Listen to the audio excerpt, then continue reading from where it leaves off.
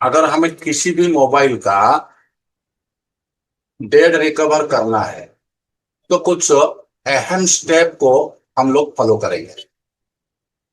कुछ अहम स्टेप को हम लोग फॉलो करेंगे। उसके बाद हम आहिस्ता आहिस्ता उस मोबाइल को देखेंगे। तो वो अहम स्टेप सारे क्या है? सबसे पहले हम लोग आएंगे एक नंबर पे। एक नंबर पे हम देखेंगे बैटरी कनेक्टर पे। बैटरी कनेक्टर पे जीआर जीआर चेक करेंगे, जो कि रिवर्स में रिवर्स में 370 ओम से ऊपर और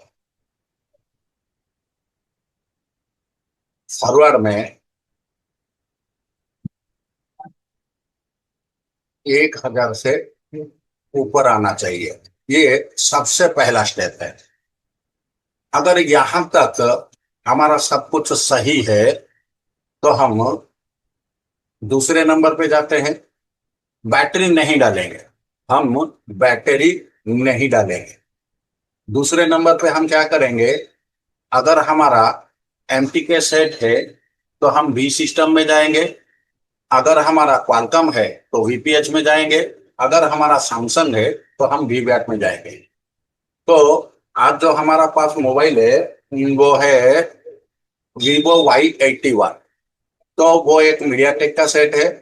तो 2 नंबर पे भी सिस्टम पे हम जीआर चेक करेंगे। चेक जीआर, जो कि 270 ओम से लेकर 1000 ओम से ऊपर होना चाहिए, तब हम इसको सही मानेंगे। अगर गुरु यहाँ पर हम, हाँ, 27 ओम हो गया गुरु जी। 70 की जगह। हाँ, 270 ओम से लेकर 1000 ओम तक हम इसको अच्छे मानेंगे। अगर यहां तक हमारा सब कुछ सही निकला तो 3 नंबर पे हम क्या करेंगे? अगर हमारे पास अगर हमारे पास डीपीएस है, डिजिटल पावर सप्लाई, अगर है तो उसको कनेक्ट करेंगे और देखेंगे एम्पियर कंज्यूम कितना होता है। एम्पियर कंज्यूम कितना होता है?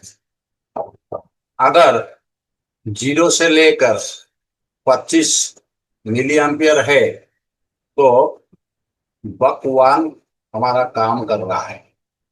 बक 1 ओके। अगर 25 से लेकर 50 मिली एम्पियर है तो बक 1 एंड 2 ओके है। इसके बाद 4 नंबर पे हम आएंगे, पीसी में कनेक्ट करेंगे and check port. Check port, अगर यहां हमें पोर्ट मिल गया अगर यहां पर हमें पोर्ट मिल गया तो हम आगे क्या करेंगे? क्या मैं इसको डिलीट कर दूं? इसको डिलीट कर दूं? No sir. सर और एक बार ये गुरु पहले जी से एक बताइए मिनट। सर। एक एक एक एक मैं नोट कर रहा था गुरु जी। सर पहले से और एक बार बताइए तो अच्छा होगा सर। चलो, इसको ऐसा ना करो। ऐसा करने से तुम्हारा ही चीज खराब होगा। ऐसा ना करो।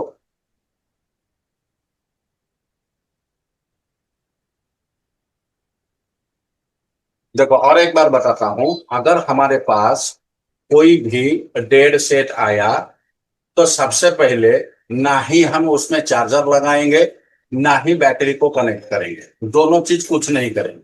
सबसे पहले कनेक्टर पे जीआर चेक करेंगे। कनेक्टर पे जीआर चेक करेंगे, जो कि रिवर्स में 370 ओम से ऊपर आना चाहिए और फॉरवर्ड में 1000 ओम से ऊपर आना चाहिए, तभी हम इसको ठीक मानेंगे। और फॉरवर्ड में हमारा ओएल तक सही है। अगर हजार, 1500, 2000, 2500, 2700 लेके जीरो हो जाता है, मतलब OL हो जाता है, अनलिमिटेड हो जाता है, तब भी हम इसको सही मानेंगे। अगर ये हमारा सही है तो तब भी हम बैटरी या DPS कुछ भी नहीं लगाएंगे। इसके बाद अगर हमारा मीडियाटेक सेट है तो हम उसका वी सिस्टम लाइन पे चलेंगे और वहां पर हम GR चेक करेंगे, जो कि रिवर्स में 270 ओम से ऊपर होना चाहिए और फॉरवर्ड में 1000 से ऊपर होना चाहिए। अगर यहां तक हमें सब कुछ मिल गया सही, तो हम डिजिटल पावर सप्लाई को कनेक्ट करेंगे और डिजिटल पावर सप्लाई को कनेक्ट करके देखेंगे हमारा एम्पियर कितना खपत हो रहा है। अगर एम्पियर 0 से 25 मिली एम्पियर है तो हमारा बक 1 काम कर रहा है। अगर 25 से 50 मिली एम्पियर है तो हमारा बक 1 एंड बक 2 काम कर रहा है। अगर बक 1 बक 2 हमारा काम कर रहा है तो 100% हमारा पीसी में पोर्ट बनेगा। जैसे ही मोबाइल में हम कनेक्ट करेंगे तो पीसी में हमारा पोर्ट बनेगा। अगर यहां तक क्लियर है तो मैं इसको डिलीट कर दूं। अगर गुरुजी कुछ नहीं बन रहा हो तब? कुछ नहीं बन रहा हो तो अलग चीज है, कुछ नहीं बन रहा है तो उसका सिस्टम, हाँ जाएंगे ना, दूसरा स्टेप में जाएंगे अभी। गुरुजी, हाँ गुरुजी ये वाला वीडियो यूट्यूब पर अपलोड नहीं करना आपको, इसे इसी भी गूगल ड्राइव पर ही देना है। नहीं नहीं, यूट्यूब पे अपलोड होगा क्योंकि बहुत सारे है हमारे दोस्त, तो सबको मिलना चाहिए, इसीलिए सबको मिलेगा ये। तो हाँ, मैं इसको डिलीट करूं। जी सर जी कर दीजिए। सर मेरा एक क्वेश्चन था सर। हाँ पूछो पूछो पूछो पूछो। वो तो डिलीट हो गया था सर। डिलीट हो गया तो वापस लाता हूँ, ले आओ। ओके सर, बैटरी कनेक्टर पे जो जीआर चेक करेंगे, ओम से चेक करना है जीआर को बजर मोड से चेक कर सकते हैं ना? डायोड मोड में चेक करोगे, बजर मोड हाँ में।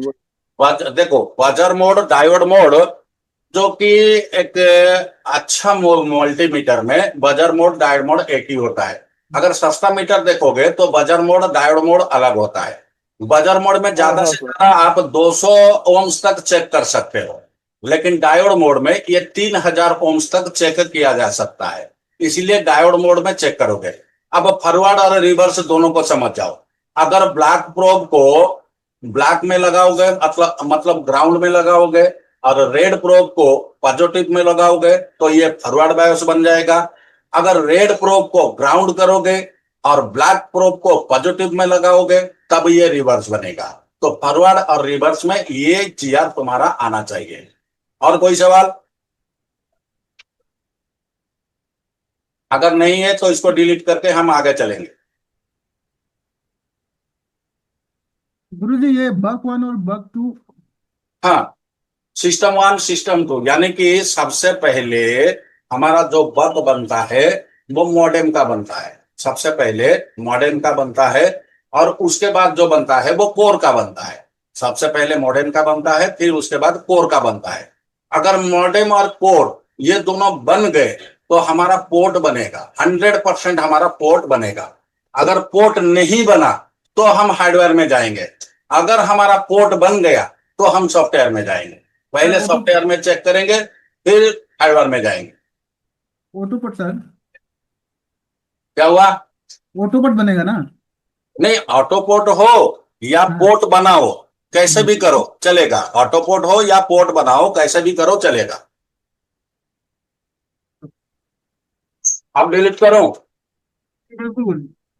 ओके, तो कुछ 5 नंबर पे अगर हम आते हैं, 5 नंबर पे अगर हमारा पोर्ट बन गया, check info by PC, PC के माध्यम से फोन का इंफॉर्मेशन लो। इफ अगर info okay, then it is hardware.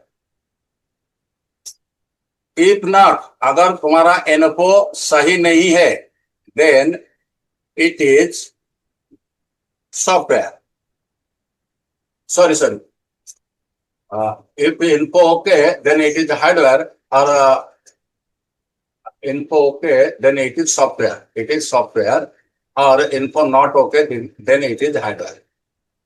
अगर पोर्ट हमारा बना और इंफॉर्मेशन सही मिला तो ये हमारा सॉफ्टवेयर है। अगर इन्फो कुछ नहीं मिला तो ये हमारा हार्डवेयर है। आगे चले। जी गुरुजी। हाँ गुरुजी। इनको कैसे ले? इन्फो पोर्ट बनाओगे कंप्यूटर में, किसी भी यूएमटी हो गया, अनलॉक टूल हो गया, यूएफआई हो गया, इजी डेटा हुआ, इनके माध्यम से कोई भी कमर्शियल टूल में इंफॉर्मेशन को तुम ले सकते हो। सर मेरा एक क्वेश्चन था सर। हाँ पूछो। सर जैसे कि मतलब कि हमारा डेट सेट आता है, ज्यादातर आता है हमारे दुकान पर, जैसे कि शॉप पर आता है ना, मतलब कि जैसे कि हम चेक करते हैं, पोर्ट चेक करने के बाद मतलब कि पोर्ट लेता है फिर छोड़ देता है, वो क्या कारण होता है? ऐसा नहीं होता कि हर वक्त रहता है सर? आवाज तुम्हारा सडनली चला छोड़ गया। देता है। आवाज चला गया हेलो। तुम्हारा, आवाज चला गया। हेलो। हाँ बोलो। हाँ सर, जैसे कि मतलब कि पोर्ट लेता है फिर छोड़ देता है, वही प्रॉब्लम क्या होता है?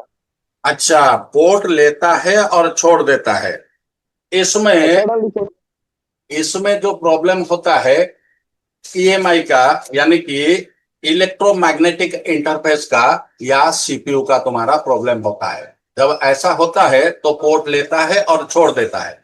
दूसरा चीज, एक पोर्ट एमटीके लेता है, दूसरा पोर्ट प्रीलोडर का लेता है। एक पोर्ट एमटीके का लेता है, दूसरा पोर्ट प्रीलोडर का होता है, यानी कि वो बी रोम सिस्टम वाला मोबाइल है। इसीलिए वो पहले एक पोर्ट लेगा, बाद में दूसरा पोर्ट लेगा, तो उसका काम करने का तरीका अलग है।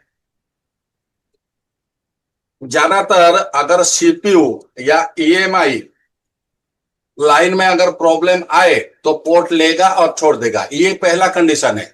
और रेयर कंडीशन में अगर कहीं पर जब हम हॉट टेस्टिंग करते हैं, पोर्ट लेने का मतलब है हॉट टेस्टिंग। जब हॉट टेस्टिंग करते हैं, अगर कोई कंपोनेंट इंटरनली शॉर्ट होता है हॉट टेस्टिंग के वक्त, तब भी वो पोर्ट छोड़ देता है, पोर्ट लेता है और पोर्ट छोड़ देता है। और कोई सवाल?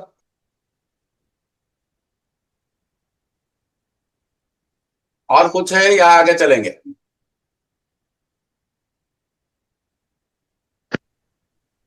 आगे चले। मेरा एक गुरुजी सवाल है। आगे चले आगे। हाँ गुरुजी।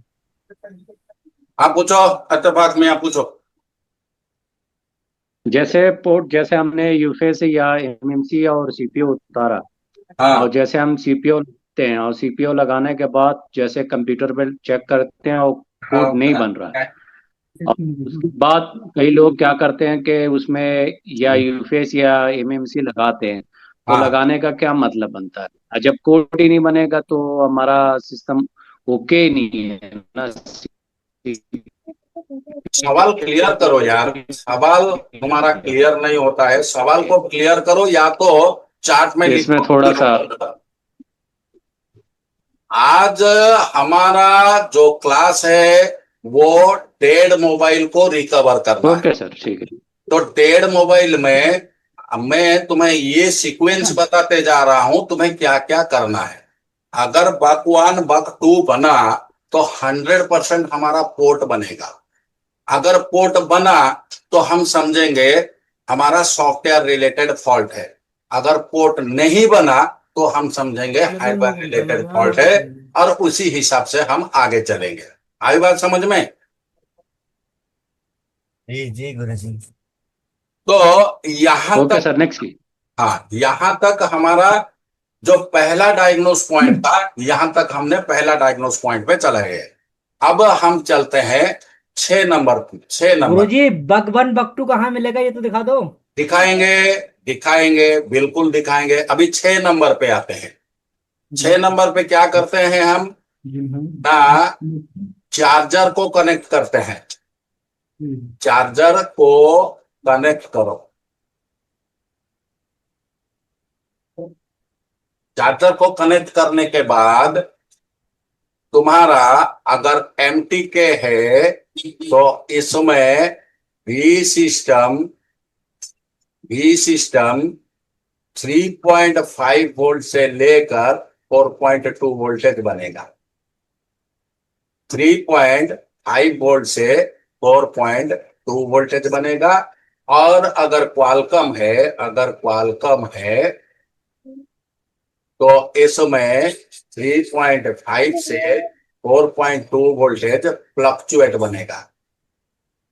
मतलब ये ऊपर नीचे होता रहेगा। आई बात समझ में? जी गुरुजी, मैंने 1 मोबाइल टेस्ट किया था, 2.9 वोल्टेज वही सिस्टम बन रहा था, फिर भी सेट चालू था गुरुजी। हाँ तो गुरुजी बताता इसमें हूँ। हाँ बताओ। बीवस ही तो बनेगा 3.5 क्वालकॉम में। बीबस कैसे बनेगा? बीबस एमटीके नहीं, में बी सिस्टम हो गया ना, ये हो गया तुम्हारा वीपीएच। बीपीएच बनेगा। हाँ, लेकिन अगर तुम्हारा मीडियाटेक है, अगर तुम्हारा मीडियाटेक है, चार्जर को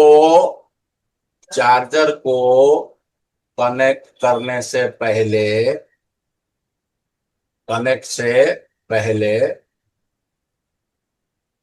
एसएमपीएस और रजिस्टर को चेक करो।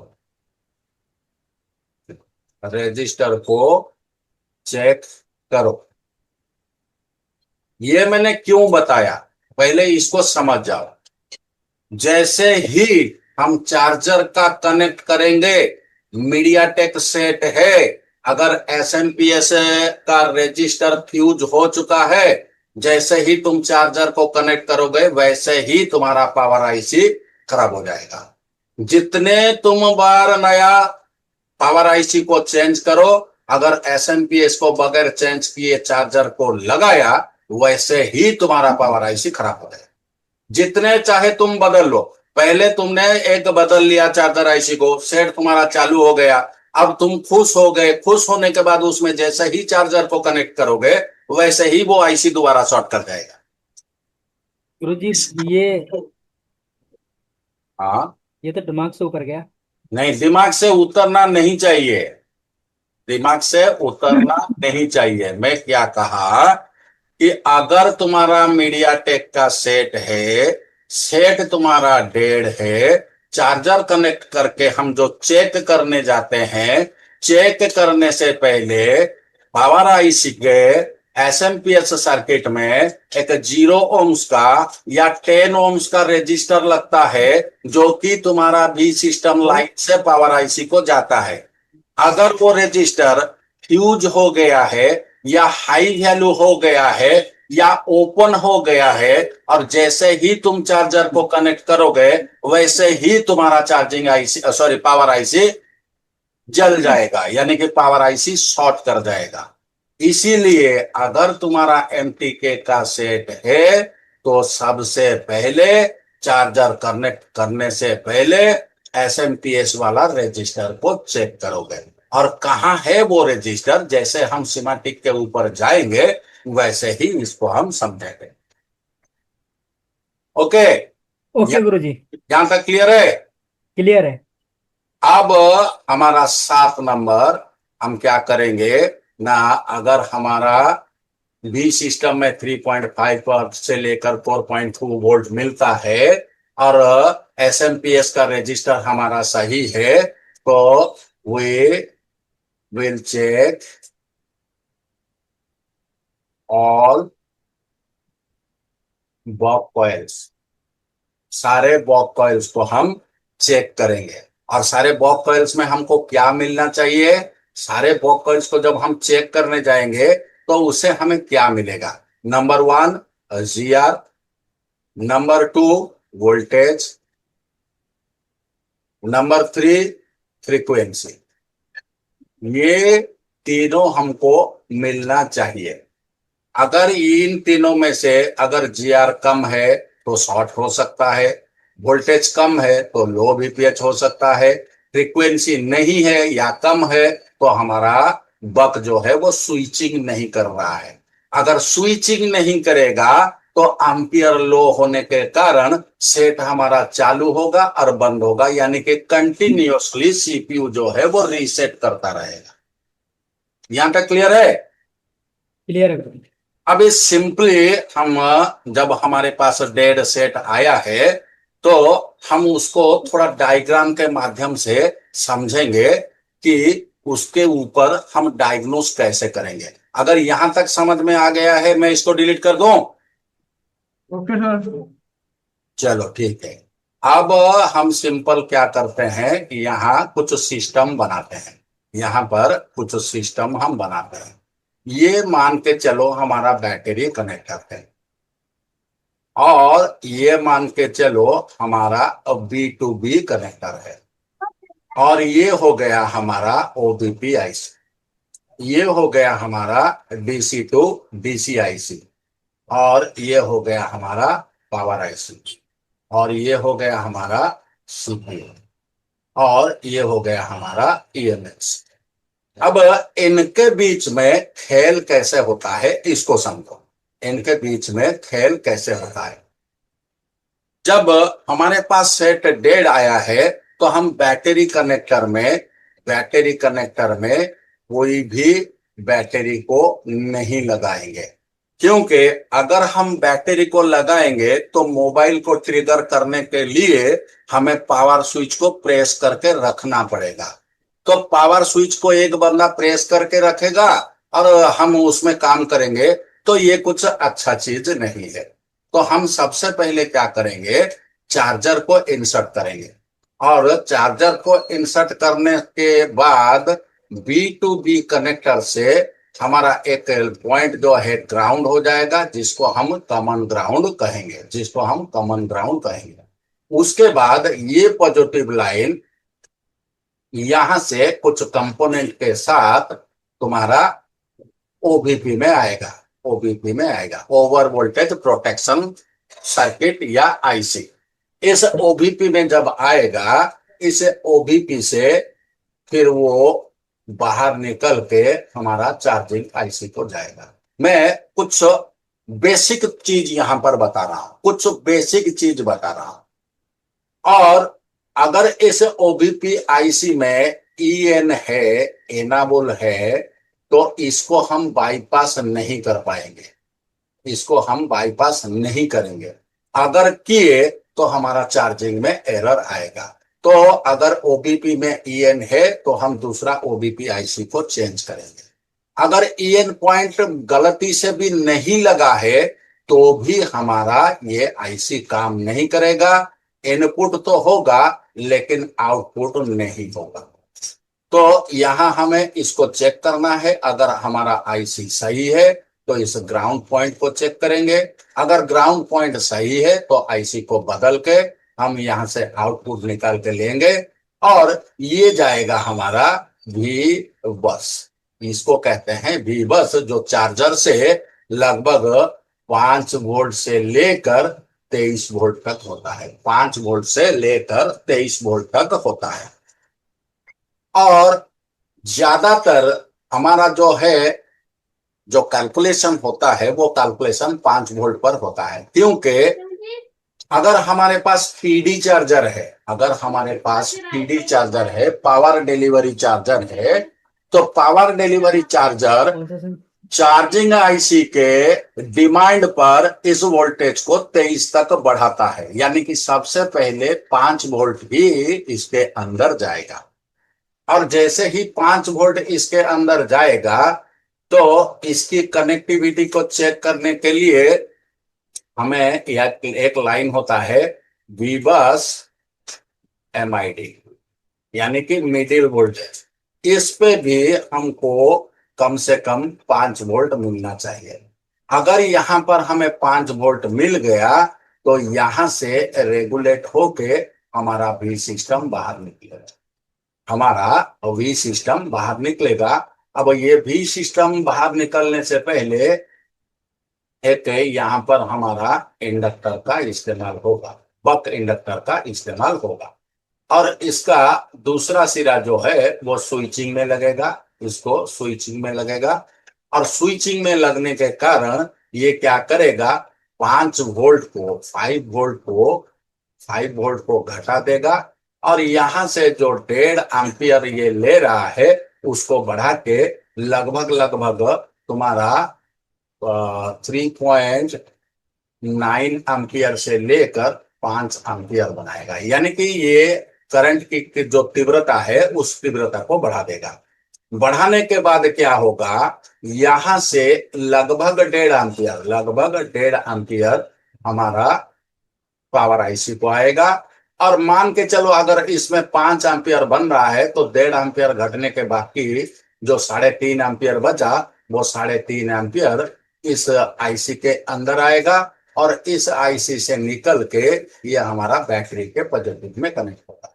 यानी कि जब हमारा चार्जर लगेगा तो बैटरी से कोई करंट कंज्यूम नहीं होगा, क्योंकि करंट की जो दिशा है वो इस तरफ होगा। यानी कि जब हमारा चार्जर लगेगा तो मोबाइल उस टाइम बैटरी को चार्ज करेगा, और चार्जर से जो करंट इसने इंक्रीज किया उस करंट के माध्यम से ये सेट को ऑन करवाएगा। और जैसे ही यहां पर भी सिस्टम हमारा निकला तो ये भी सिस्टम लगभग बहुत सारे छोटे छोटे सेक्शन को गए होंगे, जैसे हो गया ब्लूटूथ हो गया, RFPA हो गया, 4GPA हो गया, APT हो गया, तुम्हारा APT हो गया, तुम्हारा फिंगरप्रिंट सेंसर हो गया, LCD हो गया, कैमरा हो गया। तो इस तरह ये बहुत सारे सेक्शन को यही वोल्टेज गया रहेगा। अगर मान के चलो इनमें से ब्लूटूथ सेक्शन हो, RF सेक्शन हो, 4GPA सेक्शन हो, फिंगरप्रिंट सेक्शन हो, या कैमरा सेक्शन हो, LCD सेक्शन हो, इसी सेक्शन में अगर शॉर्टिंग है, इसी सेक्शन में अगर हमारा शॉर्टिंग है तो क्या यहां पर भी सिस्टम बनेगा? बोलो। नहीं बनेगा। अब भी सिस्टम अगर नहीं बना तो क्या चार्जिंग आईसी एक्टिव होगा? नहीं होगा। तो इसलिए अगर हमारा यहां से भी सिस्टम नहीं बन रहा है तो इन सारे सेक्शन में अरे यार तुम लोग माइक को म्यूट करो यार, माइक को म्यूट करोगे तभी तो तुम्हारा रिकॉर्डिंग अच्छा रहेगा। सर गुरुजी एक सवाल है मेरा इसमें। हाँ पूछो, जो भी सवाल है वो पूछो, लेकिन ये ना करो, शोर ना करो। हाँ गुरुजी जो हमारी बी सिस्टम वाली लाइन जो गई, ये हाँ हमारा जो यहाँ पे एक बीपीएच वो जो कॉइल जो लगी हुई है, इसके हाँ। एक सिरे पे 1.5 और दूसरे सिरे पे 3.7 दिखाएगा ना? नहीं, दोनों तरफ एक ही दिखाएगा, दोनों तरफ एक ही वोल्टेज और दिखाएगा। गुरुजी ये 1.5 एम्पियर जो दिखाएगा वो कैपेसिटर से दिखाएगा आगे से? ये इस भी सिस्टम के लाइन पे तुम्हें इस पॉइंट पे तुम्हें 5 एम्पियर लगभग दिखाएगा। नहीं गुरुजी बीपीएच कॉइल है, उसके हाँ दोनों सिरों पे अगर हमारा ये 3.7 या 3 कुछ दिखा रहा है, तो ये 1.5 जो है ये कहाँ दिखाएगा, किस 1.5 जगह से शुरू होगा? अरे यार तुम्हारे पास 5 रुपया है, अभी तुम्हें 2 बंदे को देना है, एक भुक्कड़ है और एक थोड़ा खाने वाला है। तो भुक्कड़ को तुम ज्यादा दोगे और थोड़ा खाने वाले को तुम कम दोगे, तो सेट हमारा चलने के लिए 1.5 एम्पियर की जरूरत है। इसलिए इसमें से 1.5 एम्पियर निकल के हमारा पावर आईसी को चला जाएगा, बाकी सारे सब सेक्शन को चला जाएगा। और बैटरी जो है वो 3.5 एम्पियर से लेकर 4 एम्पियर का हमारा बैटरी होता है। तो बैटरी भुक्कड़ है, उसको ज्यादा एम्पियर चाहिए चार्ज होने के लिए, इसलिए वहां से 3.5 एम्पियर निकल के तुम्हारा बैटरी को आ जाएगा। आई बात समझ में ना? जी गुरुजी। अब गुरुजी मैं ये पूछना चाह रहा था, ये 1.5 एम्पियर जो है ये पावर आईसी के पास चेक हो जाएगा कि हाँ आ रहा है नहीं आ रहा है? यहाँ पर कुछ चीजें मैं तुम्हें पहले दिखा दूं। यहाँ पर ये डायरेक्ट तुम्हारा कनेक्ट नहीं होगा, ये यहाँ से आएगा और यहाँ पर सबसे पहले एक रजिस्टर के माध्यम से ये SMPS को जाएगा। ये या तो 0 ohms का होगा या 10 ohms का होगा। इस रजिस्टर के माध्यम से आने के बाद यहाँ से तुम्हारा बॉक कॉइल और सेक्शन के हिसाब से ये पावर आईसी को ये V सिस्टम अलग अलग लाइन बना के तुम्हारा पावर आईसी के अंदर एंटर करेंगे। और पावर आईसी के अंदर एंटर करने के बाद यहाँ पर अगर मीडियाटेक है तो कम से कम 5, अगर क्वालकॉम है तो इसमें 6 या 7 या 8 इस तरह का तुम्हारा इंडक्टर लगा रहेगा। और अगर मीडियाटेक है, अगर एमटीके है तो इसमें से एक तुम्हारा रहेगा एपीटी, रहेगा वीपीए एपीटी। और ये वीपीए एपीटी जब तक तुम्हारा सिम नहीं डलेगा तब तक ये बनेगा नहीं। बाकी इसमें जो 4 रहा, ये चारों में तुम्हारा वोल्टेज बनेगा, ये चारों में तुम्हारा वोल्टेज बनेगा। और यही चारों में जो वोल्टेज बना है ना, तो ये होता है तुम्हारा सीपीयू का रिक्वायरमेंट वोल्टेज, ये होता है तुम्हारा सीपीयू का रिक्वायरमेंट वोल्टेज। अगर ये सारे वोल्टेज तुम्हारा सीपीयू को नहीं मिलेगा, ये सारा वोल्टेज अगर तुम्हारा सीपीयू को नहीं मिलेगा तो सीपीयू तुम्हारा एक्टिव नहीं होगा। और घर का मुखिया जो है वो सीपीयू होता है। अगर सीपीयू खुद एक्टिव नहीं हुआ तो वो बाकी सारे वोल्टेज को एक्टिव कर नहीं पाएगा। इसलिए डेड मोबाइल अगर हमारे पास आया है तो सबसे पहले हमें इन बक लाइन पे जीआर, वोल्टेज एंड फ्रीक्वेंसी को चेक करना है। अगर यहां पर हमें सब कुछ सही मिला और वो भी नॉन फ्लक्चुएटेड, यानी कि ऊपर नीचे नहीं होता रहेगा, फिर भी हमारा सेट डेड है, तो फिर हम चलेंगे एलडीओ लाइन में, लो ड्रॉप आउट लाइन में। लो ड्रॉप आउट लाइन से कुछ वोल्टेज होते हैं, जो सारे वोल्टेज क्या करते हैं, सीपीयू के लिए, ईएमएमसी के लिए कुछ वोल्टेज बना के देते हैं ताकि वो अपना कार्य को सुचारू रूप से कर सके। अगर उन एलडीओ वोल्टेज से एक भी एलडीओ वोल्टेज सीपीयू को या ईएमएमसी को नहीं मिला तो तुम्हारा सेट डेड रहेगा। अब ये हाँ बोलो सर, मेरा एक मोबाइल है, मैंने हाँ। वोल्टेज के चेक किया तो ये जो कॉइल है सब पर वोल्टेज आ रहा है, हाँ, लेकिन जो पोर्ट है वो नहीं दिखा रहा है। वोल्टेज सब ओके है, मैंने देखा सब कॉइल पर। विवो V70S है। हाँ, उसके बाद कौन सा कॉइल? हेलो, हाँ बोलो बोलो बोलो। वोल्टेज ओके है सभी कॉइल पर, हाँ। दिखा रहा है वोल्टेज, फिर भी सेट डेड है। हाँ, मैंने अभी बताया ना, अभी क्या बताया कि हमारा पावर आईसी से कुछ बक वोल्टेज बनते हैं, वो बक वोल्टेज सीपीयू का रिक्वायरमेंट को फुलफिल करते हैं। उसके साथ साथ ये हायर एलडीओ और लोअर एलडीओ, ये 2 तरह का वोल्टेज यहां से निकल के एलडीओ सेक्शन को जाता है, जहां से 25-27 अलग अलग वोल्टेज बनते हैं। और वो अलग अलग वोल्टेज में से कुछ अहम वोल्टेज होते हैं जो कि हमारा सीपीयू और के लिए जरूरत है। अगर तुम्हारा एलडीओ नहीं बनेगा, खाली बक बन गया, एलडीओ अगर नहीं बना तो भी तुम्हारा सेट डेड रहेगा। तुम बस बक को चेक कर लिए, सारे एलडीओ को चेक किए थे? हाँ, एलडीओ को नहीं चेक किया सर। तो यही तो बात है ना, एलडीओ में एक वोल्टेज, अहम वोल्टेज होता है मीडियाटेक के लिए, वो होता है तुम्हारा वीसीसी क्यू, बीडीडी और VA12, VDD max, VD RAM other, इस तरह का कुछ एलडीओ वोल्टेज होते हैं। अगर इन तरह का एलडीओ वोल्टेज तुम्हारा सीपीयू और ईएमएमसी को नहीं मिलेगा, इधर तो तुम्हारा सारा वोल्टेज बनेगा लेकिन सेट तुम्हारा ऑन नहीं होगा। जो यहां पर मैंने दिखाया है, यहां तक अगर समझ में आया हो तो इससे थोड़ा हम आगे बढ़ेंगे। बोलो। हाँ सर, हाँ सर। अभी देखो, अब हमारा पावर आईसी से इन सारे जितने बक है ना, इनमें से एक बक होता है हमारा 2.05 वोल्टेज, 2.05 वोल्टेज होता है। और ये वोल्टेज क्या करता है, एक दूसरा आईसी को लगा के उसमें से एक 1.48 वोल्टेज बनाता है। और ये जो बना ये हो गया HLDO, और ये जो निकल के आया ये हो गया LLDO, यानी कि ये हो गया हायर LDO और ये हो गया लोअर LDO। अब ये HLDO यहां से बक के माध्यम से बना, मान के चलो इसी माध्यम से बना, अब घूम के ये इसी पावर आईसी के अंदर जाएगा, जाके हायर LDO सेक्शन को चालू करेगा, और यहां से ये वोल्टेज बन के फिर ये जो यहां से वोल्टेज बना, यहां से कुछ वोल्टेज डिवाइड होकर हमारा सीपीयू के लिए जाएगा, और यही वोल्टेज वापस इसी आईसी के अंदर आएगा जो कि लो LDO सेक्शन बनाएगा।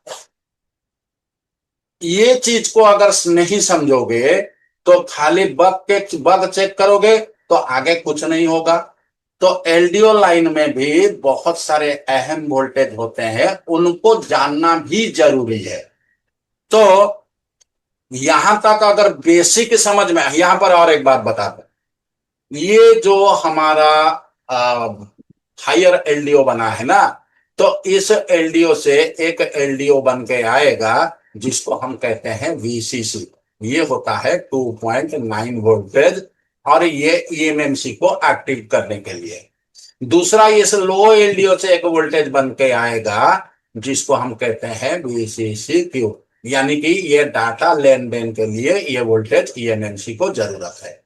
यहां से ये वोल्टेज के माध्यम से EMMC तुम्हारा एक्टिव हो गया, और ये वोल्टेज के माध्यम से CPU और EMMC के भीतर डाटा लेन देन का काम चालू हुआ, तब जाके तुम्हारा मोबाइल कंप्लीट काम करेगा। अब मान के चलो ये वोल्टेज तुम्हारा नहीं मिला या ये वोल्टेज तुम्हारा नहीं मिला, तो इस कंडीशन में सेट तुम्हारा ऑटो पोर्ट में चला जाएगा। यहां पर तुम्हारा ऑटो पोर्ट बनेगा, सारा वोल्टेज इधर तुम देखते रहोगे तुम्हारा बनता रहेगा, लेकिन ये ऑटो पोर्ट में चला जाएगा। क्योंकि जब तक CPU EMMC के साथ संपर्क नहीं कर पाएगा तो CPU को कोई भी डाटा नहीं मिलेगा। जब CPU को कोई भी डाटा नहीं मिलेगा तो CPU सेट को चालू होने ही नहीं देगा। तो ये दोनों वोल्टेज बहुत अहम वोल्टेज होता है, और इसके ऊपर भी तुम नजर रखोगे। अगर सब कुछ हमारा सही है तो फिर हम आगे की रास्ता को तैयारी करेंगे। अगर यहां पर तुम्हें बेसिक समझ में आ गया हो तो क्या हम एक बार सिमेटिक के ऊपर जाएंगे? गुरुजी मेरा एक कंफ्यूज था, मैं पूछ सकता हूँ? हाँ बिल्कुल, पूछने के लिए पूरा फ्री हो, सभी के लिए फ्री है। जी गुरुजी, ये HLDO जो है यहाँ पर आपका 2.05 ये वोल्टेज ये बनता है ना गुरुजी? हाँ तो ये तो इससे कम वाला वोल्टेज ही प्रोड्यूस कर सकेगा, बना सकेगा और जनरेट कर सकेगा। जैसे कि अभी VCC में 2.9 वोल्ट जो होता है, ये तो VPH वोल्टेज नहीं बनेगा गुरुजी? अब हाँ, VPH के थ्रू भी बनेगा और इसके थ्रू भी बनेगा, क्योंकि एक बात तुम्हें मैं बता देता हूँ। जी ये जी। तुम्हारा लाइट आईसी है, इसमें तुमने दिया 3.7 वोल्ट, और यहाँ से एक बूस्ट कॉइल तुम्हारा लगा है, इसके आगे एक डायोड लगा है, और इसको यहाँ से फीडबैक मिला है, यहाँ से फीडबैक मिला है। अब ये तो ले रहा है 3.7 वोल्ट, यहाँ पर तुम्हारा आउट कितना हो रहा है? कम से कम 22 से लेकर 50 वोल्ट। तो कहां से आया ये? तुम्हारा तो इनपुट 3.7 है, तो यहां से 22 से लेकर 50 वोल्ट कहां से आया? तो हमारे मोबाइल के अंदर हो, टीवी के अंदर हो, LCD के अंदर हो, लैपटॉप के अंदर हो, हमारा बहुत सारा इन्वर्टर सेक्शन बना हुआ है। उस इन्वर्टर के सेक्शन के माध्यम से कहीं पर हम वोल्टेज को बढ़ाते हैं और एम्पियर को घटाते हैं, और कहीं पर हम एम्पियर को बढ़ाते हैं और वोल्टेज को घटाते हैं। और इस चीज को अच्छी तरह से समझने के लिए तुम्हें इंडक्टर की प्रॉपर्टी को जानना पड़ेगा, यानी कि जो buck coil, boost coil, linear coil, air core coil जिसको तुम लोग बोलते हो ना, इनका प्रॉपर्टी को तुम्हें समझना पड़ेगा, इनकी प्रकृति को तुम्हें समझना पड़ेगा। एक इंडक्टर कैसे वोल्टेज को बढ़ाता है, एम्पियर को घटाता है, कैसे एम्पियर को बढ़ाता है, वोल्टेज को घटाता है, कैसे हाई फ्रीक्वेंसी को रोक के डिजायर्ड फ्रीक्वेंसी को आगे छोड़ता है। इसलिए तुम्हें buck coil, boost coil, linear coil और एयर कोर कॉइल, इनके बारे में जानना पड़ेगा, और वो बहुत बड़ा टॉपिक है। उसको समझने के लिए बहुत बड़ा टॉपिक है, यहाँ पर कहना मुश्किल है। किसी और क्लास में पूछोगे तो 1 घंटा उसके ऊपर जाएगा। मैं बताऊंगा इनका प्रकृति क्या है, ये कैसे वोल्टेज को बढ़ाते हैं। ओके, ओके गुरुजी, ओके। अब यहां से मैं इसको डिलीट कर दूं। अगर ये समझ में आ गया हो तो मैं इसको डिलीट करूं। जी जी। ये देखना है तो वो आके ले जाओ। क्या हुआ? 11 बजे, 10 बजे, 10:30 चलो दोनों को। यहाँ पे मैं इसको डिलीट करता हूं और चलते हैं थोड़ा सिमेटिक के ऊपर। जैसे कि हमारे पास जो वो मोबाइल बिट्टू बोल रहा था कार वाला। बाद नहीं नया बनेगा पूरा वो। कितना बनेगा तो? पूछना पड़ेगा मुझे भैया मीट कर दो इन्हें। माइक का ख्याल करो। रखती नहीं है, तुरंत आके दिखाना कल। सर जी मेरा एक क्वेश्चन था सर। हाँ पूछो अभिषेक, पूछो क्या पूछो। सर जी वो जैसे कि मतलब कि जो दिखा रहे थे वो दिखाओ तो थोड़ा। कौन सा? वही चीज दोबारा देखोगे?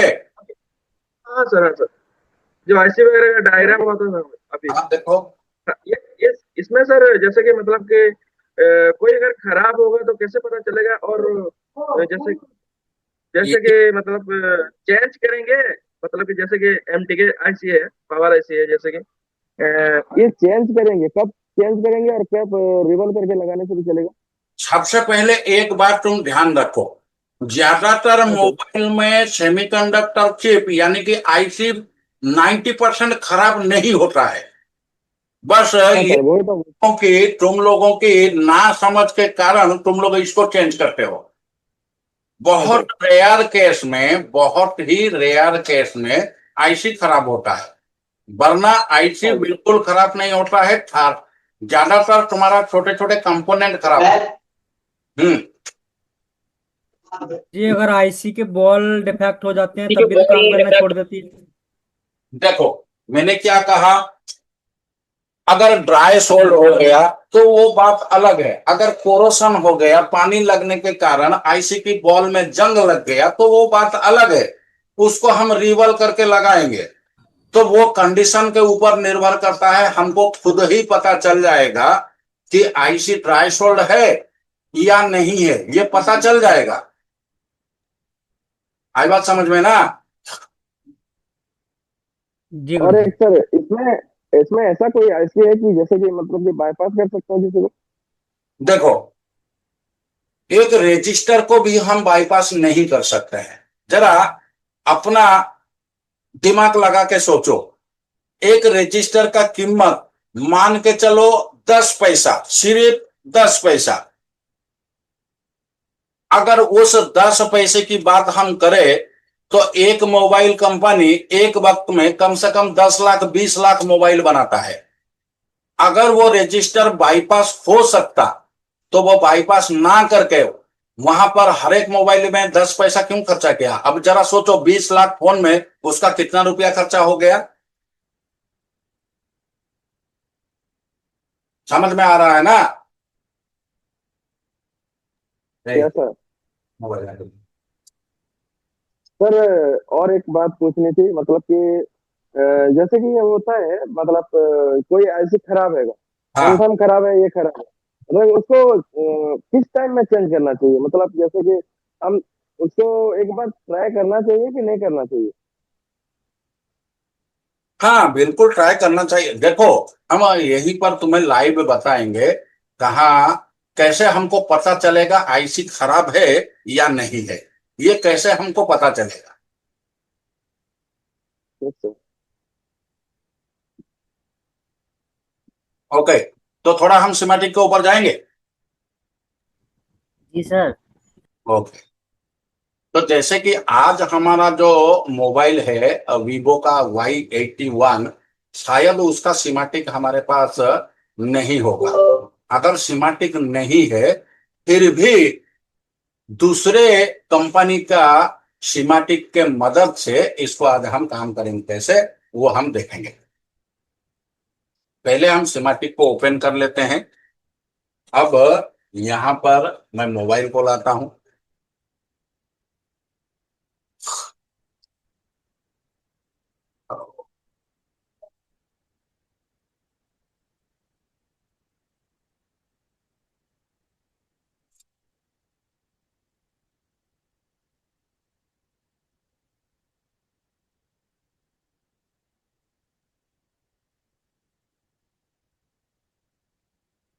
अब चलते हैं, हमारे पास आज का मोबाइल है Vivo Y81।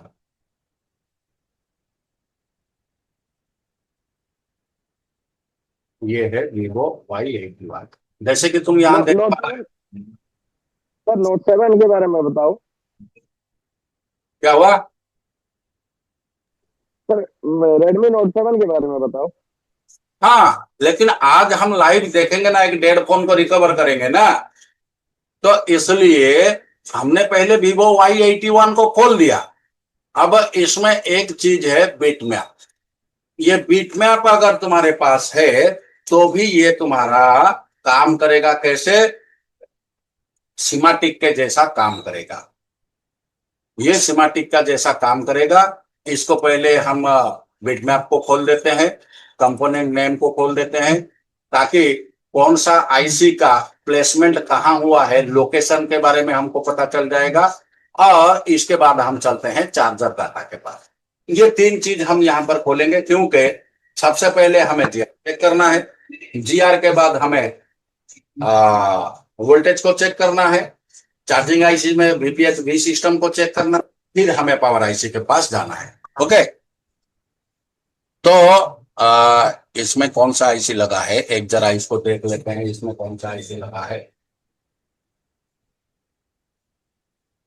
हाँ, ये मीडियाटेक का है, और यहाँ पर तुम्हारा ये मीडियाटेक का 6357 CRD का इस्तेमाल हुआ है। और इसमें चार्जिंग आईसी का नाम नहीं है, इसमें चार्जिंग आईसी का नाम नहीं है। अब बताओ, इसका चार्जिंग आईसी हम ढूंढेंगे, इसमें कौन सा इसका चार्जिंग आईसी होगा, कैसे ढूंढेंगे? कैसे ढूंढेंगे इसका चार्जिंग आईसी को? इसमें तो चार्जिंग आईसी कहाँ है, इसको लिख के नहीं दिया है, कंपोनेंट प्लेसमेंट नहीं किया है। जब बीटीवी कनेक्टर से स्टार्ट करेंगे, ये बस से स्टार्ट कर देंगे। ऐसा है, सिंपल हम क्या पे लगाओ। चार्जर डाटा में चले जाएंगे। अब जरा देखो, हमारा यहाँ पर बीपीएच पावर बन रहा है, तो ओबीबीएसली ये चार्जिंग आईसी है, ओबीबीएसली ये चार्जिंग आईसी है। तो लोकेशन हमको पता चल गया, लोकेशन पता चल गया ना। जी सर। तो इसमें अगर 6357 CRB लगा है, तो हम क्या करेंगे, 6357 CRB और कौन कौन सा मॉडल में लगा है उसको जरा देख लेंगे। एनफ्रिक्स यहीं पर हम डालते हैं सिंपल अरे गुरु, सबसे बढ़िया 6 में चलते हैं, 6 में।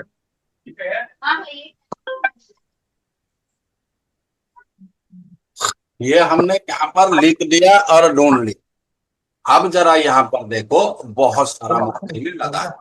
तो सिंपली हमने ज्यादातर रेडमी के मोबाइल में ये मिल जाता है। तो रेडमी 6 डुअल में है, तो गुरु जी, रियलमी C2 है, उसमें भी है। रियलमी C2 का सिमेट्रिक नहीं रहेगा, हमें सिमेट्रिक चाहिए ना। सर है वो रियलमी 9 C2 है है। सर। गुरुजी 9A ले लो, 9C ले लो, इसका में है। चलो ठीक है।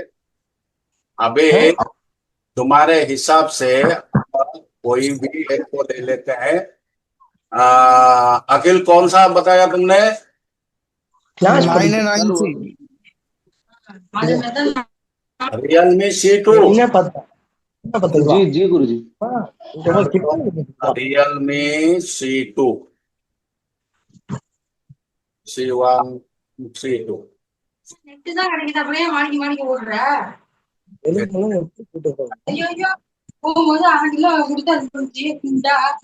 माइक कर लो, माइक म्यूट कर लो। ಕೈ ಕಾಲು ಮುಂದಿನ ಕಲವು ಮருந்து ಬಿಡ್ತೀಯ.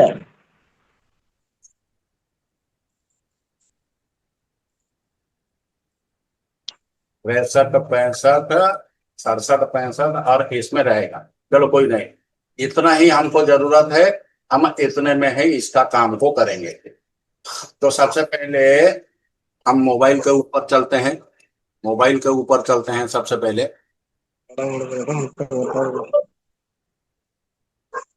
वही है ना, वही वही उधर है।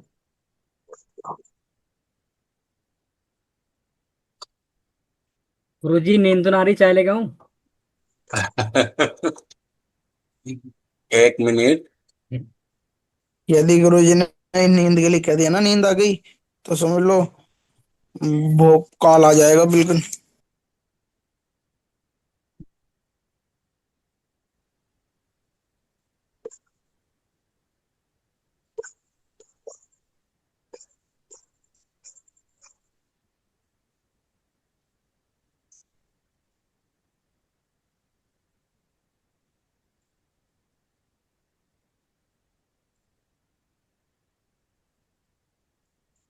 अब दिख रहा है? जी गुरुजी। थोड़ा सा डिफोकस हो रहा है सर, ये थोड़ा सा। गुरुजी थोड़ा धुंधला सा दिख रहा हाँ है। अब हुआ सर, अब हो गया सर। मस्त है गुरुजी, मस्त है। तो सबसे पहले हम प्रोसेस के हिसाब से कहाँ जाएंगे? बैटरी कनेक्टर पे जीआर को चेक करेंगे। बैटरी कनेक्टर दिख रहा है और मीटर भी दिख रहा है। जी गुरुजी। जी गुरुजी, दोनों देख रहा है। Yes sir. तो ब्लैक प्रोब को हमने ग्राउंड किया, अब रेड प्रोब में इसका पॉजिटिव को चेक किया। कितना आया? 1092। 1092। इसको रिवर्स में चेक करते हैं, कितना आया? 378। 78। यानी कि हमारा जीआर सही है। अब इसके बाद हम चलेंगे इसकी पावर आईसी में। तो सर जेआर ठीक नहीं है तो क्या करें, जीआर क्या ठीक समझे? जीआर ठीक नहीं है तो सबसे पहले ओबीपी आईसी को ओपन करेंगे और भी जो हमारा होता है बीपीएच कॉइल उसको ओपन करेंगे और यहां पर शॉर्ट किलर का इस्तेमाल करेंगे। ओके। थोड़ा लाइट ज्यादा हो गया मेरे ख्याल से, थोड़ा लाइट कम कर दिया जाए। तो गुरुजी शॉर्ट किलर का इस्तेमाल बैटरी कनेक्टर पर करेंगे ना, बीपीएच को नहीं हटाने के गुरुजी, बाद। बढ़िया दिख रहा है। क्लियर है? गुरुजी जी, गुरुजी दिख रहा ये है। डायोड मोड पर ही तो चेक किया ना हमने। हाँ, डायोड गुरुजी। मोड में ही चेक करेंगे। गुरुजी बीपीएच कॉइल हटाने के बाद बैटरी कनेक्टर पे ही तो शॉर्ट किलर का इस्तेमाल करेंगे, वो भी 3.7 रख के। अभी जरा तुम थोड़ा सा इंतजार करो, हम तुम्हें तरीका बताते जाएंगे, हम तुम्हें तरीका बताते जाएंगे, इसलिए थोड़ा सा तुम इंतजार करो, जल्दबाजी मत करो। तो हमारा जीआर हमको सही मिला क्या? एक बात बताओ पहले मुझे, जीआर सही मिला? जी जी बिल्कुल गुरुजी सही सही है। मिला। जी गुरुजी। बहुत गुरुजी।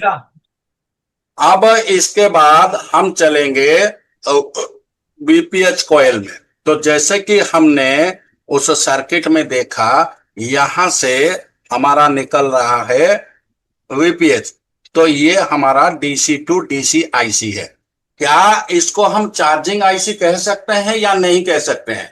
कह सकते हैं सर। कह सकते हैं गुरुजी। कह सकते हैं सर। बिल्कुल नहीं कह सकते हैं, क्योंकि अगर डीसी टू डीसी आईसी है तो उसमें तुम्हारा फ्यूल गेज नहीं रहेगा।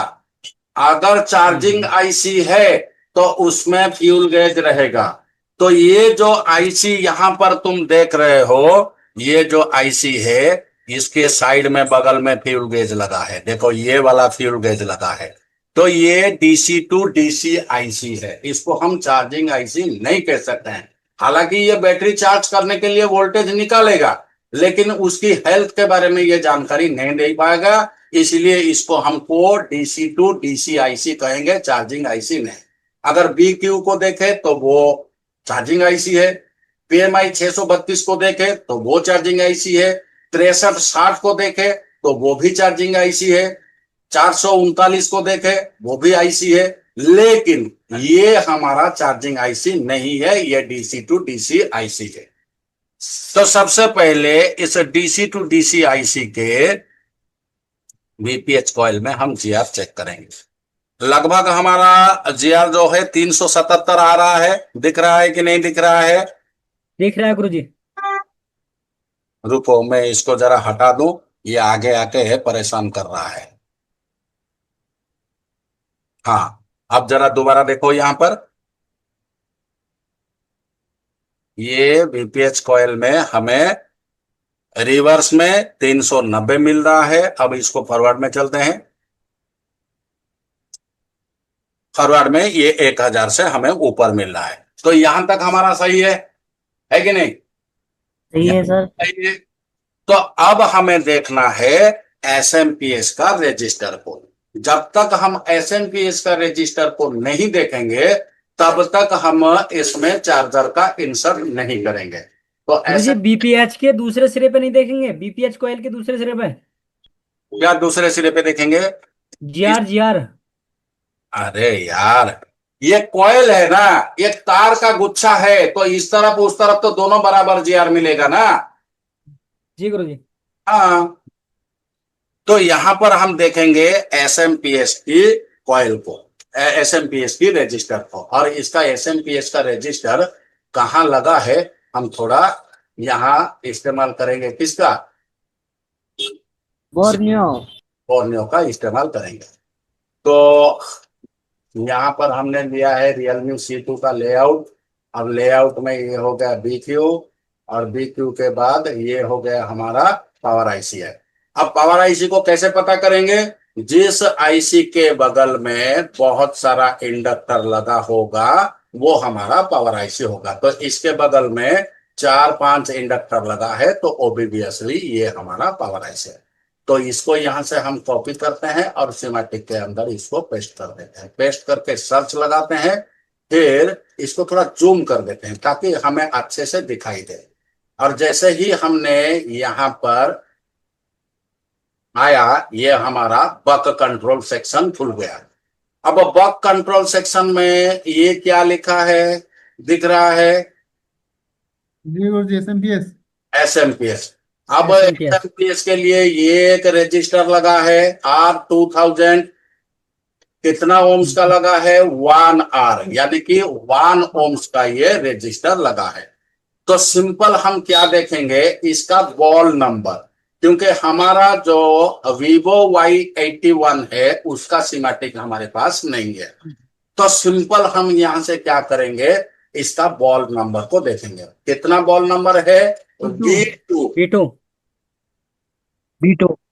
तो हम चलेंगे, हमारा जो वीवो का बिट मैप है उस बिट मैप में इसको जूम करेंगे। इस चार्जर आईसी को जूम करके इसको हम देखेंगे इसका B2 बॉल कहां पर है।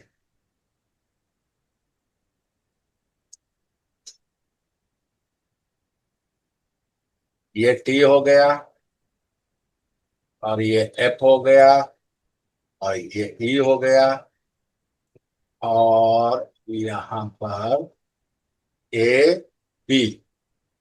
बी का हमें देखना है 2 नंबर बॉल।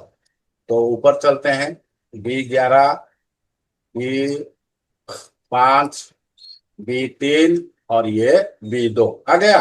दिख रहा है ना? क्या लिखा है? एसएमपीएस लिखा है ना? हाँ, बी सिस्टम SMPS। तो यहां से हमें क्या पता चला कि अगर हमारे पास सीमेटिक नहीं है तो किसी भी सीमेटिक के मदद से हम इस चीज को पकड़ पाएंगे। तो सिंपल इसमें क्या करते हैं, इसके ऊपर हम क्लिक कर देते हैं। अब क्लिक करने के बाद इस रजिस्टर का पोजीशन को हम देख रहे हैं। ये वाला रजिस्टर है, देखो ये वाला रजिस्टर है, ये तो कैपेसिटर है, ये रजिस्टर है। इस तरफ तुम्हारा बीपीएच पावर एंटर कर रहा है, दिख रहा है ना? बीपीएच पावर एंटर कर रहा है ना? जी गुरुजी। तो यहां से लोकेशन हमको पता चल गया।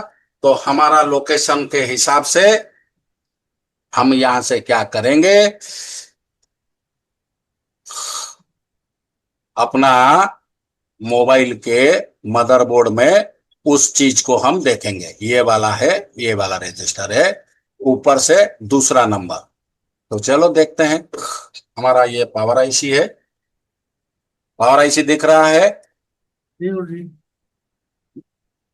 अब देखो, पावर आईसी के ऊपर से दूसरा नंबर, ये है पहला रजिस्टर, ये है दूसरा रजिस्टर, दिख रहा है ना, ये दूसरा रजिस्टर कॉइल के पास है। अब यहां से इसका जीआर को हम पहले लेंगे। सही आ रहा है हमारा?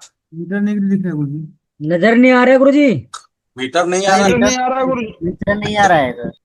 चलो देखते हैं क्यों नहीं मीटर आया। आ रहा है तो मीटर। गुरुजी हाँ अभी आ रहा है गुरुजी। चलो उस टाइम नहीं आ रहा था। अभी देखो मीटर को देखो, आराम से जी मीटर। आ गया गुरुजी, आ गया मीटर। हाँ अब मीटर को देखो, मैं इसका जीआर ले रहा हूं। आ रहा है सही? 380 जीआर आ रही है। दूसरे तरफ भी देखेंगे ना, ठीक है? जी गुरुजी। तो यानी एक तरह से। हमारा एसएमपीएस भी सही है। अब हम आराम से इसमें क्या करेंगे ना, चार्जर का इंसर्ट करेंगे।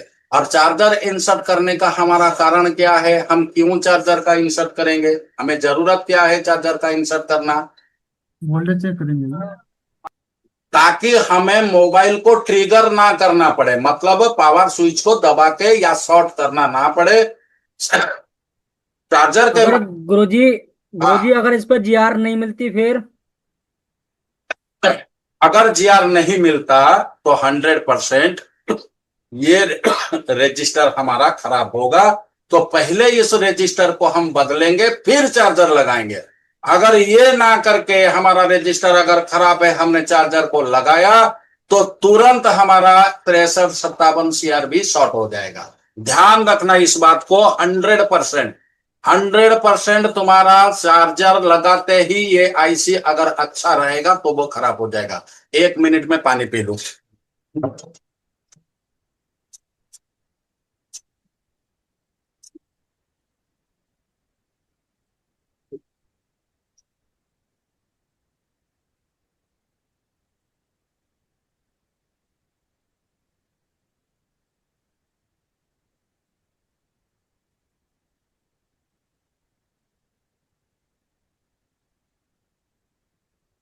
Okay done. तो अब बताओ, हम चार्जर का इंसर्ट कर सकते हैं कि नहीं कर सकते हैं? सर कर सकते हैं एक क्वेश्चन था सर। आप पूछो, पूछो पूछो। सर इसको ऐसा मान सकते नहीं, ये जो एसएमएस वाला रजिस्टर है, तो हो सकता है ये और वैल्यू एकदम जीरो के करीब हो गई हो करके ये शॉर्ट हो गया, क्योंकि 1 ओम्स तो बचाएगा ना शॉर्टिंग को सर।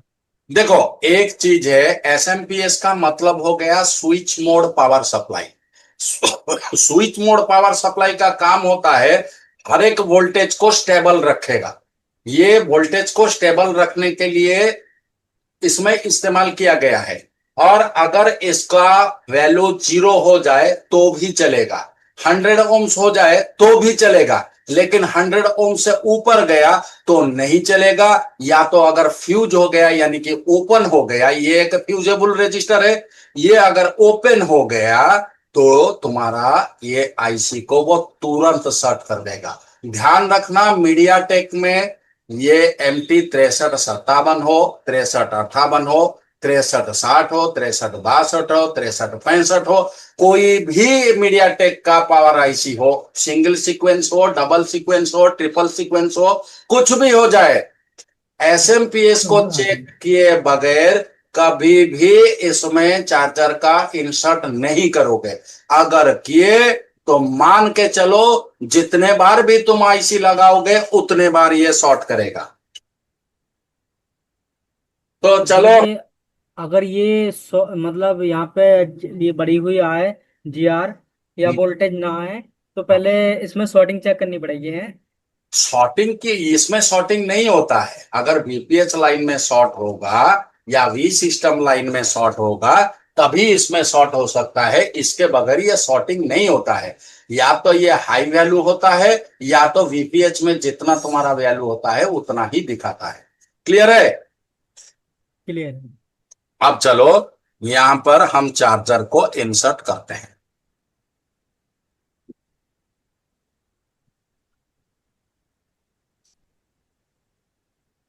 चार्जर इंसर्ट हो गया हमारा। अब चार्जर इंसर्ट होने के बाद हमारा सबसे पहला जो काम है वो हम यहां पर इसका वीवर्स को चेक करेंगे। सबसे पहले हम इसका वीवर्स को चेक करेंगे। तो कहां मिलेगा हमको वीवर्स? कहां मिलेगा हमें वीवर्स? कहां से मिलेगा बोलो? अपना देखा B2B कनेक्टर पे हमें वीवर्स मिल जाएगा। तो सबसे पहले हम वीवर्स लाइन को चेक करेंगे।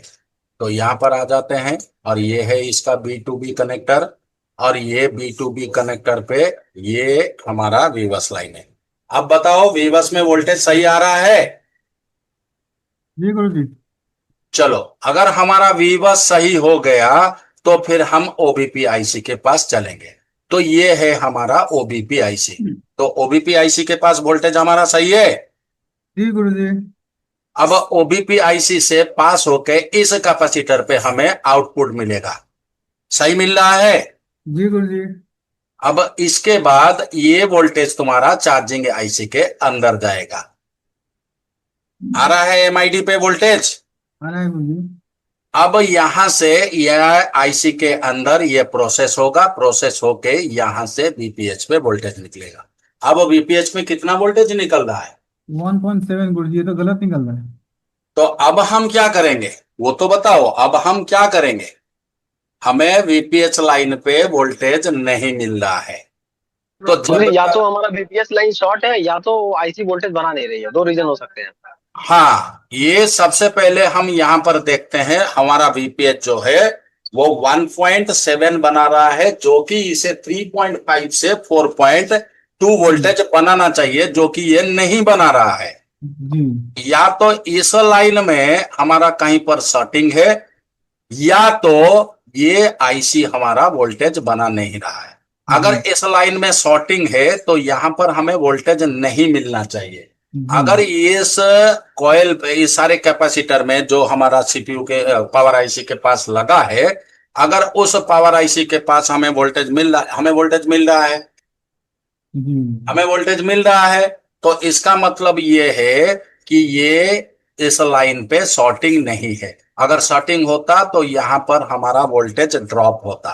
तो यानी कि हो सकता है ये आईसी खराब हो, या तो ये कॉइल खराब हो, या तो वीपीएस लाइन में जो अलग अलग सारे सेक्शन कनेक्टेड है उनमें कोई खराबी हो। अब बताओ मुझे, यहां से एक ही बार में हमें कैसे पता चलेगा कि ये आईसी खराब है या आगे का लाइन खराब है? एक बार में हमें कैसे पता चलेगा? सर इसमें बाहर से एक वोल्टेज ध्यान करेंगे सर, दुकान में ध्यान है करेंगे बाहर से। गुरुजी कॉइल उठाकर चेक करेंगे वीपीएच पे मिल रहा है कि नहीं। हमने उठा के कर सकते हैं। अच्छा सुनो, अभी साइलेंट हो जाओ, सुनो। हमने पहले तुमको जब डायग्राम बना के दिखा रहे थे, हमने तुमको क्या कहा? कॉइल के पास हमें 3 चीज मिलना चाहिए, एक जीआर, दूसरा वोल्टेज, तीसरा क्या बताया था? फ्रीक्वेंसी। अगर ये आईसी सही होगा तो ऑब्वियसली ये स्विचिंग करेगा। अगर ये स्विचिंग कर रहा है तो आईसी सही है, अगर स्विचिंग नहीं कर रहा है तो आईसी खराब है। तो हम यहां से चलेंगे। कहां चलेंगे? यहां से सिग्नल एनालाइजर में मल्टीमीटर में कैसे चेक करेंगे? मल्टीमीटर में नहीं, अभी हम डीएसओ पे चलेंगे। अभी डीएसओ में देखेंगे इसका सिग्नल बन रहा है कि नहीं बन रहा है। ये मेरा हनुमान कहाँ भाग गया? अभी तुम्हें डीएसओ कौन दिखाएगा? चलो यार, डीएसओ नहीं, लॉजिक एनालाइजर। अरे यार, कल दिखाएंगे लॉजिक एनालाइजर, आज मैं भूल गया। बस आप काल करके हर रोज काल कर रहे हैं। अरे सुनो, कल ये भी एक डेड सेट पड़ा हुआ है, दिख रहा है ना? ये भी। हाँ सर आपके मैं खोल के चल रहा हूँ, जैसे जैसे आप चल रहे हैं वैसे वैसे मैं भी चल रहा हूँ। अभी देखो यहाँ पर एक ये रेडमी पोको C65 पड़ा हुआ है। इसको कल हम करेंगे, ये पूरी तरह से मुर्दा है।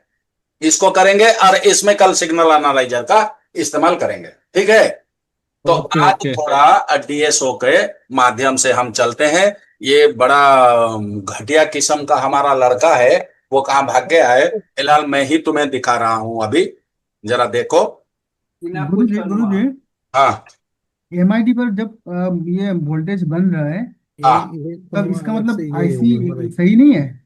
आईसी सही नहीं है, आईसी के अंदर वोल्टेज इन कर रहा है। का मतलब है आईसी के अंदर वोल्टेज जा रहा है कि नहीं जा रहा है, हमको कैसे पता चलेगा? हमें पता होना चाहिए ना।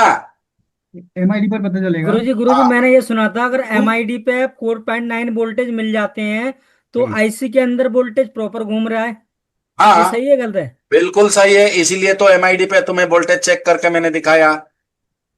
और गुरुजी मैंने ये भी सुना था कि जब एमआईडी पर वोल्टेज बन रहा है वो चार्जिंग आईसी बना के दिखा रहा है, अगर चार्जिंग आईसी खराब रहेगा तो फिर एमआईडी पर भी वोल्टेज नहीं मिलेगा। ये गलत है गुरुजी? 100% एमआईडी पे तुम्हें वोल्टेज मिलेगा। कभी भी ये गलत फहमी में मत रहना कि एमआईडी पे वोल्टेज मिल रहा है कि इसका मतलब ये है कि तुम्हारा चार्जिंग आईसी सही है। ये गलत फहमी मत पालना।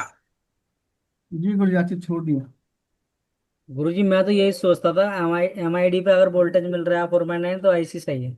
अरे यार मेरे भाई, तो एक काम करो, अभी मुझे अकेले ही सब कुछ करना पड़ रहा है, तो जरा सा मुझे मदद करो। मैं तुम्हें दिखा डीएसओ पे दिखा रहा हूँ। अरे थोड़ा सॉल्यूशन लेने दो गुरुजी को।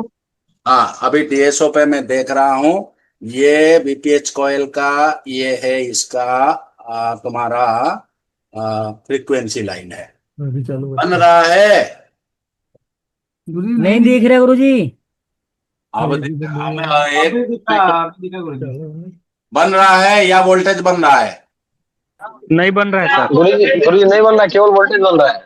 तो क्या समझे? आईसी खराब। आईसी खराब है तो सिंपल हम यहाँ पर क्या करते हैं, आईसी गुरुजी सही से नजर नहीं आया मुझे तो। गुरुजी अब कंफर्म हो गया क्या? कन्फर्म आईसी खराब है, कन्फर्म। गुरुजी दोबारा दिखाओ एक बार और। स्विचिंग नहीं करेगा तो ना गुरुजी? हाँ ये स्विचिंग नहीं कर रहा है ना, दिखा रहा हूं मैं, दोबारा यहाँ पर कनेक्ट करता हूँ। यानी आईसी के अंदर का स्विचिंग वाला सेक्शन खराब हो गया, यानी आईसी ये देखो दिख रहा है तुम्हें उससे? नहीं गुरुजी वोल्टेज नजर नहीं आ रहा। अरे वोल्टेज है वो लकीर ऊपर की तरफ जा रहा है ना, लकीर ऊपर। अभी निकाल देता हूँ। लाइन, केवल लाइन बन रही है ना उसमें। हाँ सिर्फ लाइन बन रही है। हाँ वो लाइन वोल्टेज है। डीएसओ का क्लास किया था तब कहाँ थे तुम? जी जी गुरुजी बन रही है लाइन। हाँ तो लाइन बन रहा है मतलब ये तुम्हारा वोल्टेज ही बन रहा है, यानी कि यहाँ पर स्विचिंग नहीं हो रहा है। जब तक स्विचिंग नहीं होगा तब तक तुम्हारा आईसी सही नहीं है। तो सिंपल एक लाइन में तुम्हें पता चल गया आईसी खराब है। बोलो, एक बार में पता चल गया तुम्हारा आईसी खराब है? जी गुरुजी। तो सिंपल हम यहाँ से आईसी को बदल डालेंगे। गुरुजी इसके अंदर नागिन लहरा थी तो होता कि हाँ सही है आईसी। हाँ अगर यहाँ पर नागिन लहराया तो तुम्हारा आईसी सही है, आईसी सही नागिन लहरा। गुरुजी शेष नागिन लहरा गया तो फिर तो गड़बड़ हो जाएगा। चलो यहाँ से बढ़ते हैं, आईसी को चेंज करेंगे।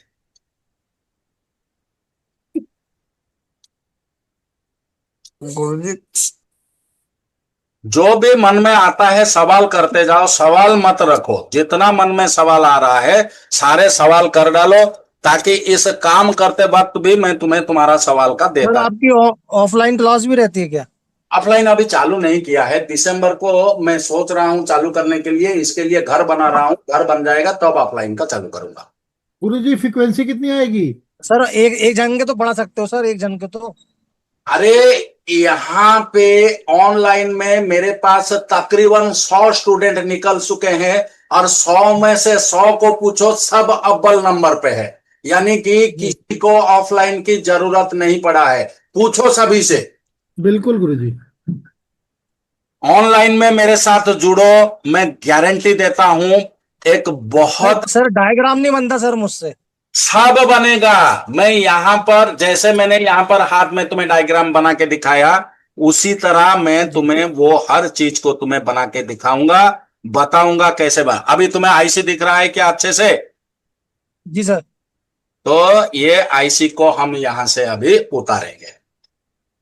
अभी आईसी उतारने से पहले हमें किन चीजों का ध्यान रखना है बताओ? ताकि हीट और कहीं ना लगे सर। अरे ये नहीं, एयर का और हीट मार्क का उसका एक नंबर मार्क कर लेना है। कैपेसिटर का रेजिस्टेंस होगा ना नोच एक बार सर फोटो क्लिक करके रख लेना सर और उसकी। नोच का, इसकी नोच किधर है? अभी देखो मैंने क्रॉस लगा दिया नोच पॉइंट के जगह में। जी जी जी। अब हमें सर फोटो क्लिक करके भी रख सकते हैं। तो सिंपल हम यहां से आईसी को उतारेंगे।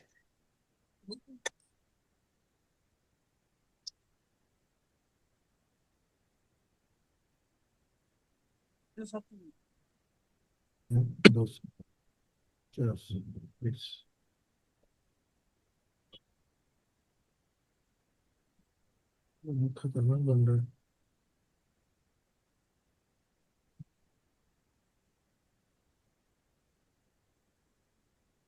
हंसी आ रहा है ना, ये साला हाथ फिसल जाता है मेरा। उतर गया आईसी। जी गुरुजी। चलो दूसरा स्टेप क्या है? साफ करना। इसको साफ करेंगे। एक साइड बनेगा, एक साइड नहीं बन रहा है। एक साइड नहीं बन रहा है, साइड बन रहा है। साफ करने के लिए थोड़ा सा हल्का सा फ्लॉक्स यहां पर दे देंगे और देने के बाद आयरन का टेम्परेचर 315 से 335 के भीतर रखेंगे, उससे ज्यादा नहीं। रखने के बाद यहां आराम से हम इसकी प्यार को साफ कर लेंगे।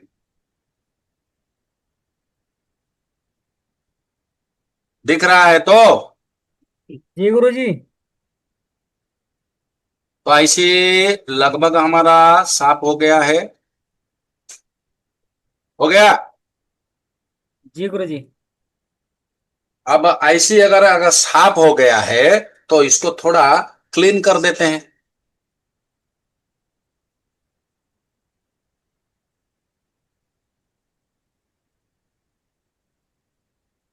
ए आईसी दे रे, आईसी दे। साफ करने के लिए कौन सा रोजिन डालना पड़ेगा सर? रोजिन डालते नहीं बेटा साफ करने के लिए। साफ करने के लिए सीटीसी यानी कि कार्बन टेट्रा क्लोराइड, या तो मार्केट में जो थिनर मिल रहा है उस थिनर का हम इस्तेमाल करेंगे, या तो बहुत सारे रिलाइफ हो गया, मैकेनिक हो गया, इन तरह कंपनियों का तुम्हारा आ रहा है वाटर क्लीनिंग सॉल्यूशन, उसको हम इस्तेमाल कर सकते हैं। ठीक है ना? पेट्रोल यूज कर सकते हैं क्या? क्या सर थिनर यूज करने पर व्हाइट हो जाता है अंदर आईसी के अंदर। 13DX नाम याद रखो। 13 पेट्रोल से कर सकते हैं। पेट्रोल से मत करना, पेट्रोल करने से सफेद हो जाएगा। हेलो सर, थिनर से भी सफेद होता है सर? नहीं, थिनर रिलायंस से सफेद नहीं होगा। मैं बता रहा हूं ना, थिनर में अगर तुम्हें लाना है तो 13DX लाना। 13DX में सफेद नहीं होता है। डीको का अच्छा है, एसेंस अच्छा होता है, डुको भी होता है, एशियन पेंट भी होता है। यहाँ थोड़ा सा हम फ्लक्स का इस्तेमाल करेंगे, क्योंकि अगर ज्यादा हमने यहाँ पर फ्लक्स दिया तो ये आईसी हमको तैरेगा। इसलिए आईसी को तैरने ना देने के लिए यहाँ जरा सा फ्लक्स का हम इस्तेमाल करेंगे।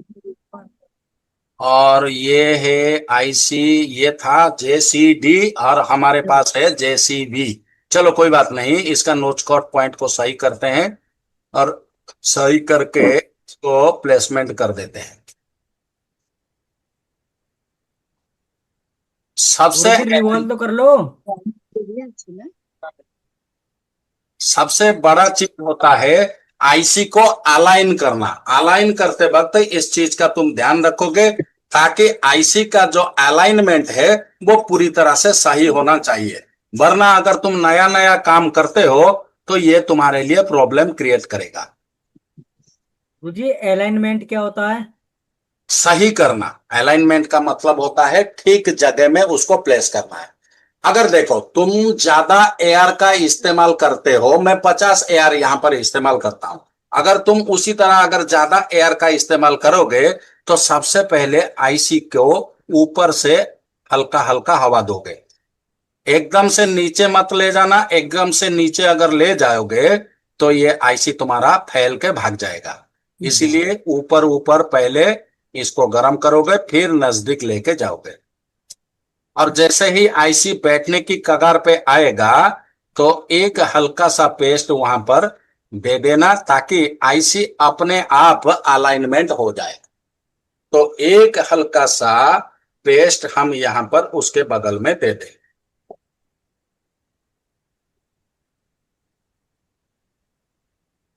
दे दिया अभी। अब यहां से सिंपल दोबारा इसको हल्का सा हिट कर देते हैं तो वो अपने आप अपने जगह में बैठ जाएगा। अगर तब भी तुम्हें तसल्ली ना हो तो जरा सा इस आईसी को हिला देना। तो आईसी बैठ गया क्या? जी गुरुजी बैठ गया। चलो अब यहां से हम अपना दूसरा स्टेप को जारी करेंगे। तो थोड़ा सा इसको ठंडा होने देते हैं क्योंकि काफी गर्म है। 330 में मैं आईसी को बिठा रहा था।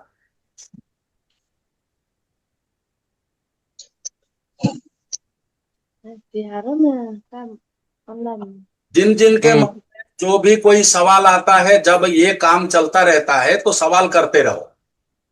जो থিনরটা কথা কইলে সে কি থিনরটা এইটা सेनलाक थिनर, सेनलाक DX13।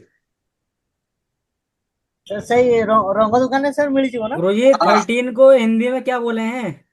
क्या गुरुजी उसमें बताओ हिंदी में। गुरुजी चुप, पकड़ पकड़ करने लगा गधेड़ा। अरे यार वहां से ले लो, हार्डवेयर की शॉप पर जाकर से ले लो, 100 रुपए का लीटर देगा। अरे सबसे बढ़िया सर होता है। आईसी में से थिनर निकलता ही नहीं जल्दी से। मैंने थिनर का यूज किया सर। हाँ तो उसमें से जो हमारा पेस्ट रहता है ना वो बाहर नहीं निकलता सर, वहां पर ही चिपका रहता है पेस्ट। भाई उसमें थिनर जो होता है ना, थिनर कई क्वालिटी का आता है। जो सबसे बेस्ट थिनर हो उसको उठाइए। सर को बोलने दो भाई, सर को बोलने दो थोड़ा।